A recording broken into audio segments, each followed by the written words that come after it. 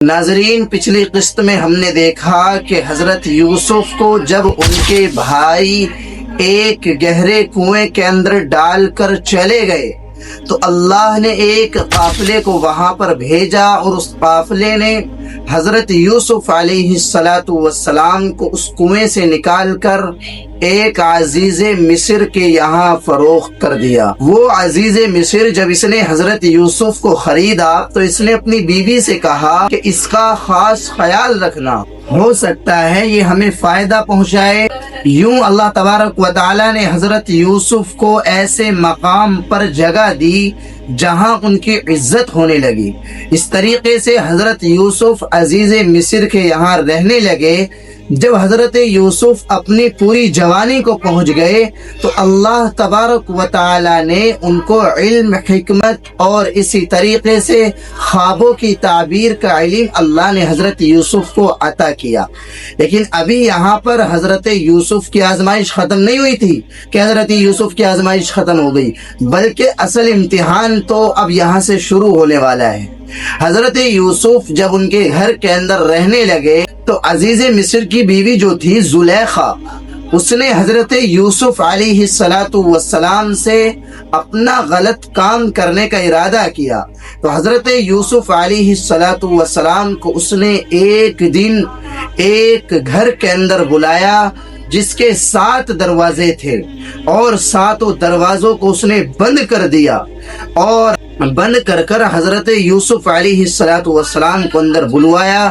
7 دروازے بالکل بند کر دیے۔ جب 7 دروازے بند ہو گئے تو زلیخا نے کہا کہ اب آپ ہی جاؤ، اب کہاں بھاگو گے؟ اب یہاں کوئی بھاگنے کا راستہ نہیں ہے، 7 دروازے بند ہو چکے ہیں۔ اس طریقے سے اس زلیخا نے حضرت یوسف کو ان کے نفس پر پھسلایا، لیکن حضرت یوسف آمادہ نہیں ہوئے، بلکہ حضرت یوسف نے دوڑ لگائی ہے 7 دروازوں کی طرف، اور جیسے ہی دوڑ لگائی اللہ تبارک و تعالی نے ان کے لیے وہ راستے خود بخود کھول دیے۔ لیکن جیسے حضرت یوسف دروازے پر پہنچے ہیں تو سامنے دروازے پر اس زلیخا کا شوہر، یعنی جس نے خریدا تھا حضرت یوسف کو، وہ مل جاتا ہے۔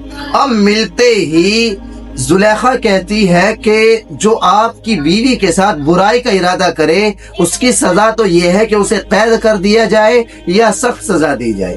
حضرت یوسف نے کہا کہ اجی نہیں، میں نے کچھ نہیں کیا، بلکہ غلط کام کرنے کا ارادہ یہی کر رہی تھی، میرا کچھ مقصد نہیں تھا۔ اس طریقے سے اس عورت نے اپنی چال چلی اور حضرت یوسف علیہ السلام کے اوپر الزام لگایا، لیکن انہی کے اندر سے اللہ نے گواہ اٹھایا۔ اس نے کہا کہ دیکھو، اگر یوسف کی قمیص آگے سے پھٹی ہے تو یوسف گنہگار ہیں اور زلیخا بے قصور ہے، اور اگر یوسف کی قمیص پیچھے سے پھٹی ہے تو زلیخا کیا ہے؟ گنہگار ہے، اور حضرت یوسف بے قصور ہے۔ چنانچہ اللہ تبارک و تعالیٰ فرماتے ہیں جب حضرت یوسف کی قمیص کو دیکھا گیا تو پیچھے سے پھٹی ہوئی وہ نکلی۔ اس طریقے سے حضرت یوسف بے قصور نکلے اور وہاں سے معاملہ بالکل پاک صاف ہو گیا۔ لیکن جب یہ بات سنی شہر کی عورتوں نے کہ ایک بادشاہ کی عورت ہو کر ایک غلام سے اپنی نفس کی ضرورت پوری کرنا چاہ رہی ہے تو اس کو برا بھلا کہنے لگی، اور اس معاملے میں اس کو ملامت کرنے لگی کہ کتنی گھٹیا عورت ہے۔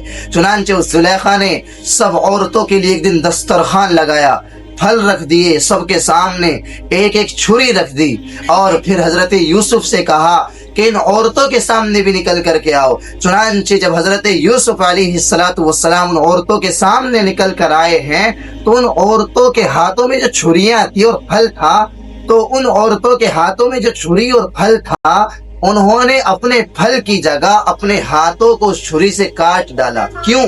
حضرت یوسف اتنے حسین تھے، اتنے خوبصورت تھے کہ جب انہوں نے حضرت یوسف کو دیکھا تو انہیں پتہ بھی نہیں چلا ہم کیا کاٹ رہے ہیں، اور دیکھتے ہی انہوں نے اپنی زبان سے کہا کہ یہ کوئی انسان نہیں ہے، بلکہ یہ تو ایسا لگتا ہے کہ یہ کوئی فرشتہ ہے۔ چنانچہ اس کے بعد حضرت یوسف علیہ السلام کو ایک جیل کے اندر بھیج دیا گیا۔ ظاہری طور پر جیل حضرت یوسف کے لیے ایک سزا تھی، لیکن اندرونی طور پر اللہ کی कि इसके अंदर भी एक मसलिहत थी। चुनांचे हजरत यूसुफ को जेल के अंदर भेज दिया गया, लेकिन वहां भी हजरत यूसुफ ने अपना काम नहीं छोड़ा, लोगों को दावत और तौहीद की तरफ बुलाते रहे और इस तरीके से हजरत यूसुफ अपने काम और अपने मकसद में बराबर लगे रहे। लेकिन हजरत यूसुफ के साथ दो आदमी ऐसे आए कि जिनको अल्लाह तबारक व तआला ने एक ख्वाब दिखाया, और जब उन्होंने ख्वाब दिखाया तो उसके बाद उन्होंने हजरत यूसुफ से अपने ख्वाब की ताबीर मालूम करी। अगली किस्त में हम जानेंगे कि उन दोनों ने क्या ख्वाब देखा और हजरत यूसुफ अलैहिस्सलातु वस्सलाम ने क्या ताबीर बतलाई और किस तरीके से हजरत यूसुफ उस जेल से रिहा होकर एक बादशाह बने।